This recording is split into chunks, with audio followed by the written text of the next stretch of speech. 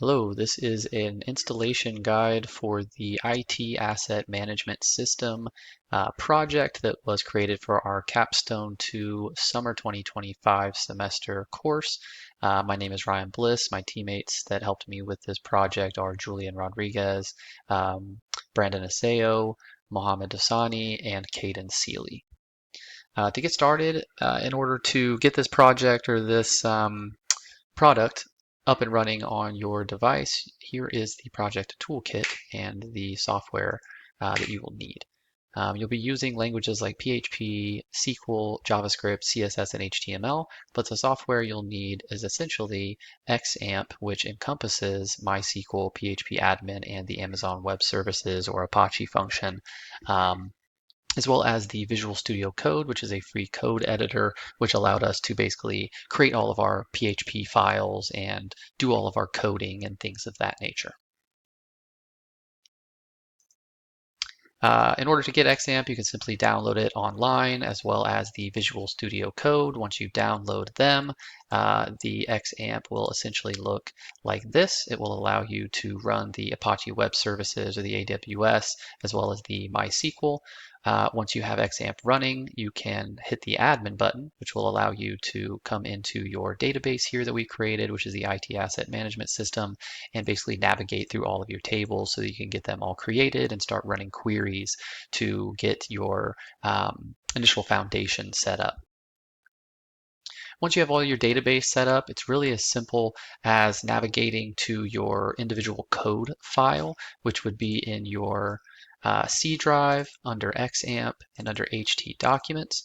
And this is where we kept all of our files, our index, our backend. We have our icons and sounds all within this one project folder. I will open up the index in Visual Studio Code just to give you an idea of what it looks like. So we put all of the coding within this indexed file. This is the singular index file code. It has all of our tables, functions, navbar, search bar, basically the bread and butter of our project. The goal, once created, if we were going to, monetize this, if you will, and sell it or share it, we would essentially need to have our own server and domain, which would then allow individuals to have their own databases for their individual company hosted on our server, which would then allow them to access all of the features that come with our product. But essentially, what I've shown you is how we went about creating the project, the individual database creation, how to use that system and to create your SQL queries and things of that nature, all of the individual PHP files and JavaScript files that went into coding the project. But overall, the software solution would be we would need to pay for a server as our own company. If our company was the IT Asset Management System company, then we could basically sell this individual software as a simple executable file on individual computer systems so that once launched, it would connect to our server and they would be able to log in with their own credentials. And then they would be able to see whatever inventory they have for their individual company.